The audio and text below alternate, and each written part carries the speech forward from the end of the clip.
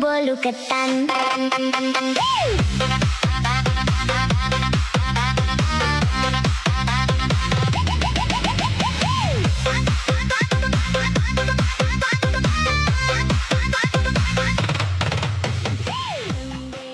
Kita lanjutkan dialog. Silakan, Mas Nova. Apakah ini sekedar FOMO, kemudian orang rame-rame ikut riding the wave, memanfaatkan metafora ini, bolu ketan manis, atau ada fenomena apa sesungguhnya?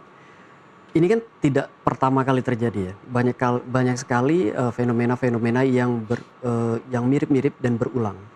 Pesta babi juga sama, Mbak. Ya. Mirip-mirip juga. Apakah ini karena FOMO? Saya kira campuran dari berbagai hal ya. Mediumnya yang membuat ini memungkinkan amplifikasi ini menjadi mudah kayak gitu. Lalu juga partisipasi publiknya karena ya mungkin ada FOMO-nya juga di dalamnya. Tetapi juga karena kontennya, narasinya yang juga menarik. Jadi kalau kita lihat apakah ini karena FOMO aja, kayaknya enggak deh.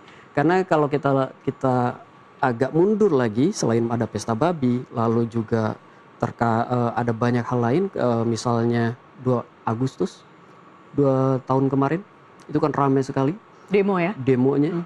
Dan itu kan bukan karena FOMO, tapi karena ada event dan ada hal yang memang harus disampaikan segera oleh publik. Dan Social itu movement, social kalau disebut movement. Mas Gun Gun. Lalu berikutnya ketika ada kelangkaan banyak juga yang berbicara. Lalu ketika ada dolar yang naik, banyak juga yang berbicara. Dan perbincangannya itu kan terus terjadi. Maksud saya perbincangannya itu tidak mirip seperti ini, Mbak. Tidak hanya terjadi di satu klaster tertentu, tetapi juga melibatkan klaster-klaster lain yang biasanya tidak berbicara tentang hal ini. Jadi saya kira ini bukan semata. Ini salah satunya karena memang sudah menjadi viral di mana-mana. Versi aslinya yang mana sih, Mas Nova? Saya tidak ketemu, Mbak, versi aslinya karena tidak ada yang taking credit tentang ini. Tidak ketemu tuh artinya ketika dipublish, ketika ditayangkan itu barengan ya? Enggak juga sih sebenarnya.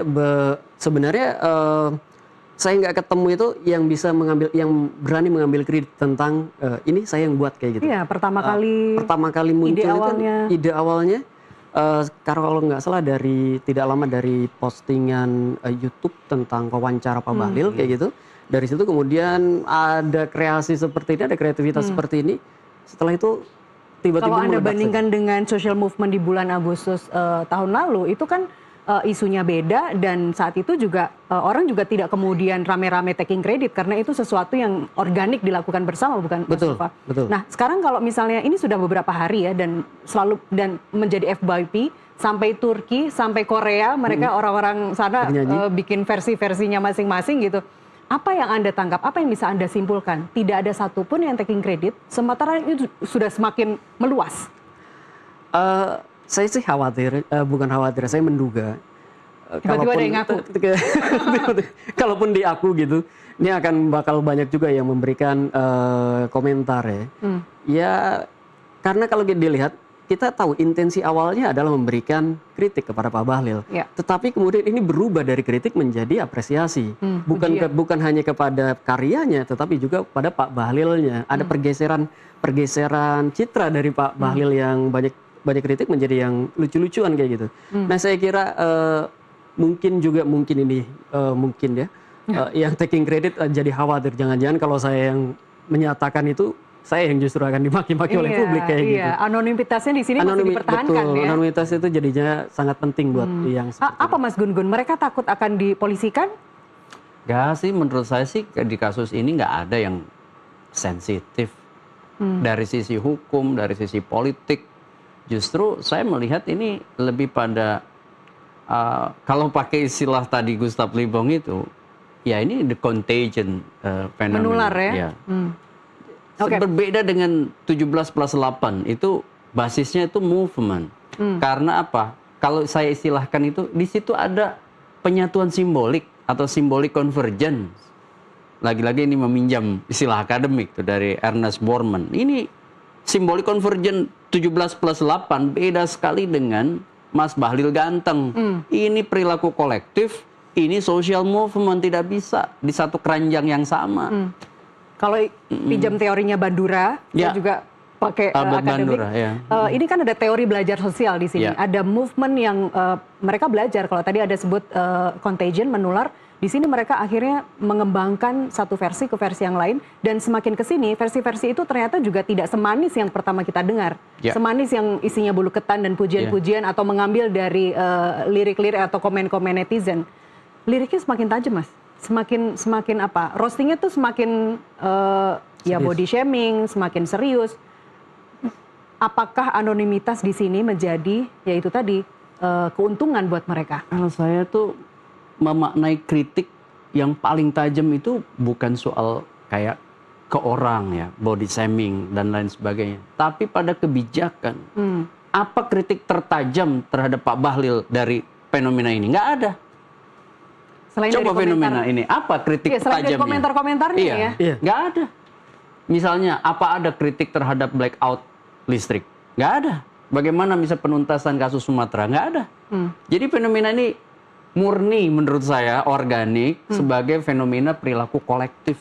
Dalam jangka Ya. panjang, apakah ini akan mengikis kredibilitas Mas Bahlil Ganteng sebagai menteri, sebagai ketua umum Ya. Partai Golkar, atau justru mengukuhkan citra sebagai pejabat yang merakyat dan tidak anti kritik? Menurut saya, kita udah diskusi di segmen awal, itu justru menjadi publisitas. Artinya, kalau Dalam jangka panjang, Mas? Iya, publisitas itu kan akan berorientasi pada 4 hal. Menciptakan respect, goodwill, understanding, dan sekaligus mengontrol potensi kerusakan. Jadi kalau ini terus dikelola dengan baik oleh Pak Bahlil, itu akan menjadi satu cara pengungkit popularitas dia. Tapi popularitas belum tentu berbanding lurus itu dengan reputasi kepercayaan publik yang terbangun. Gitu loh. Dan itu Tapi kita tahu- soal bahwa Pak Bahlil itu sudah jadi ikon nama yang terus disebut, itu bisa dengan model-model seperti ini. Tapi kalau ditanya lebih dalam, apakah Anda percaya dan akan tertarik untuk menjadikan dia pemimpin? Belum tentu. Gitu. Oke. Mas Nova, ini kan nanti seperti Prof. Gunung tadi bilang, ini menular ya. Habis ini juga Anda prediksi akan ada lagu-lagu serupa gitu yang merosting pejabat, menteri, ketua umum partai, dan pejabat lainnya begitu. Apakah teknik yang sama, tidak taking credit atau tetap dibiarkan anonim, itu juga akan terjadi? Saya kira kalau isinya kritik, anonimitas di media sosial itu justru menjadi pelindung paling utama tentang kredit ya.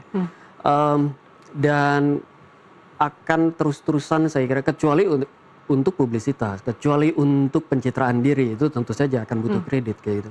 Tetapi kalau isinya untuk kritik, saya kira itu akan menjadi semacam playbook baru nih, semacam cara berpikir baru, cara bermain baru untuk mengkritik seseorang.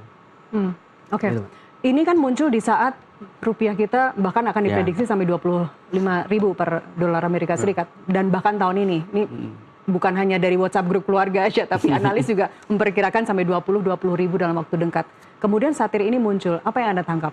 Nah ini yang saya, kenapa dari awal saya termasuk orang yang punya perhatian pada jangan sampai wilayah substantif terkalahkan oleh diskursus publik yang kulit permukaan. Kenapa problem bangsa ini tuh fundamental semua. Iya. Mulai dari tekanan geopolitik, kondisi ekonomi karut-marut, ya kan? Kemudian persoalan-persoalan lain dari sisi governance itu problematik. Makanya jangan sampai kemudian justru ada sarkas gitu, kemudian ada kritik, tetapi lebih pada kulit permukaan dan itu kemudian dihebohkan se-Indonesia, bahkan mungkin sedunia gitu ya. Tetapi kalau kita ambil ya itu seperti nggak ada apa-apa, non-orientable object. Ini nanti seperti infinity. Seperti Mobius strip, pita Mobius, kita berjalan dari satu titik dan kembali ke titik yang sama. Ternyata problemnya bukan pada Mas Bahlil Ganteng gitu, tapi pada bagaimana menangani listrik di Sumatera, bagaimana menangani krisis energi, bagaimana misalnya rupiah yang hampir menembus angka 20.000. Nah hal-hal seperti ini menurut saya, yuk kita kembali bahwa ada koridor politik substantif yang harus dijadikan diskursus juga gitu. Maksud saya di situ letaknya. Artinya ini yang happy sekarang, termasuk kita tadi begitu mendengar lagu dengan berbagai versi itu, hanya pelampiasan atau pelepasan sejenak. Seperti Mas Nova yang berapa hari ini happy gitu. Iya, saya kira begitu. Iya. Tapi Prof, gini Prof, Iya. kalau kita lihat juga lagu MBG ini kan dimanfaatkan selain dimanfaatkan juga untuk kritik-kritik yang substansial. Dia menggunakan lagu MBG ini untuk membuat kritiknya masuk ke perbincangan publik. Jadi ada tuh narasi tentang kritik yang substansialnya digunakan untuk berbicara tentang blackout di Sumatera, digunakan untuk kebijakan energi Pak Bahlil yang sebagainya gitu. Tapi masuknya lewat lagu juga, Prof. Iya. Tapi berapa persen tuh? Ya sedikit sih. Perbincangan dibanding kemudian sharing lagunya atau velocity-nya gitu kan? Iya itu seperti escape tapi sejenak. Iya. Sekarang kalau bicara sosoknya, Mas Gun-Gun, kenapa Bahlil? Kalau orang mengkhawatirkan rupiah atau mengutuk perekonomian saat ini, kenapa bukan Menko Pereknya? Kenapa bukan Menteri Keuangannya? Toh mereka juga beberapa kali statementnya mengandung blunder kan? Saya lihat itu dimulai dari aksi-reaksi dari sosok Pak Bahlilnya sendiri. Kan waktu di satu podcast itu yang awal di April itu, boleh disebut nggak sih nama podcast itu? Iya. Ya misalnya di Total Politik ya kan? Nah itu kan perbincangannya itu penuh kelucuan. Lucu itu. ya. Reaksinya juga kalau lihat komentar-komentar di YouTube itu lucu gitu. Nah itu yang kemudian akhirnya ditarik sebagai sebuah bentuk reaksi dari netizen gitu. Ketika misalnya jadi reaksi di netizen dan itu kemudian ada semacam proses ya keterlibatan dalam percakapan, maka percakapan itu semakin booming pada saat yang disentuh tuh rasa bahagianya, joy-nya tadi menurut Mas Nova. Iya. Kenapa? Karena orang nyanyiin sesuatu yang easy listening, ya. Kemudian dibagikannya juga mudah karena pendek. Beda dengan dialog kita yang berapa 2 jam ya. Itu motong-motongnya juga lama kan gitu. Iya. Nah, ketika misalnya lagu yang cuma berapa detik dibagikan lewat multi platform dan itu kemudian boom, respon Bahlil itu menurut saya juga menjadi menarik dari sisi komunikasi politik. Ini salah satu politisi yang makan asam garam komunikasi politik dari dunia aktivisme nih. Ya kan? Tumbuh kembang dari model-model pola equalitarian. Dengan basis misalnya Dinda Kanda, ya kan? Nah ini sesuatu yang modelnya itu adalah interaktif dan kelucuan-kelucuan dalam produksi berbahasa itu tidak tiba-tiba dia lahir tumbuh dari rahim aktivisme. Makanya kemudian ketika misalnya ada kritik di media sosial dan ada proses reaksi, orang kemudian lupa yang dikritik terhadap Bahlil itu sudah kemudian mengarah pada hal yang membuat citra Pak Bahlil terutama dari sisi popularitasnya naik gitu. Orang sudah lupa lagi ketika dia bermasalah dengan disertasinya atau smelter yang komentar sampai ayam tumbuh gigi, tunggu ayam sampai tumbuh gigi. Hal-hal seperti itu justru lebih mengemuka ya daripada isu sebenarnya gitu. Tapi sebenarnya Mas Nova, saya belum terlalu puas dengan jawaban Mas Gun-Gun, mohon maaf. Misalnya ketika banjir Sumatera kemarin, Pak Zulhas gotong beras. Terus kemudian juga sempat FYP juga yang dia bagi-bagi uang ya saat momen dengan keluarga begitu. Nggak sampai dijadikan lagu? Enggak. Karena Pak Zulhas tidak pernah selucu Pak Bahlil. Baik komentarnya ataupun gerak-geriknya. Saya suka. Anda suka. Artinya jawaban gitu. Mas Nova sama. Aksi-reaksi dari sosoknya kan? Iya betul. Nggak ada yang selucu Pak Bahlil. Kalau kita bandingkan dengan Pak Purbaya misalkan, orang juga suka dengan Pak Purbaya. Orang tapi tidak ada orang yang menertawakan Pak Purbaya. Pak Purbaya kan menjanjikan banyak hal, menjanjikan dolarnya bagus, rupiahnya bagus dan sebagainya. Tapi orang nggak ketawa loh dengan Pak Purbaya. Ini berarti lebih ke sosok personnya. Pak Bahlilnya. Oke. Apa indikator sederhananya Mas Nova bagi publik untuk membedakan antara kritik yang sehat dan materi pencitraan yang berkedok humor?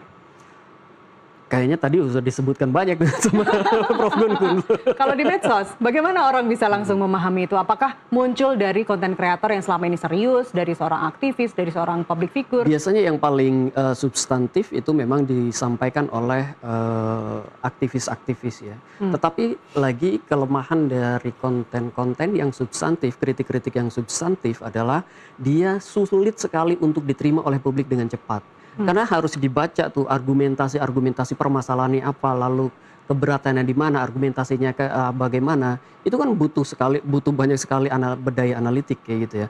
Medsos tidak ramah untuk hal seperti itu. Karenanya justru FYP kita lihat FYP itu justru kebanyakan yang emosional.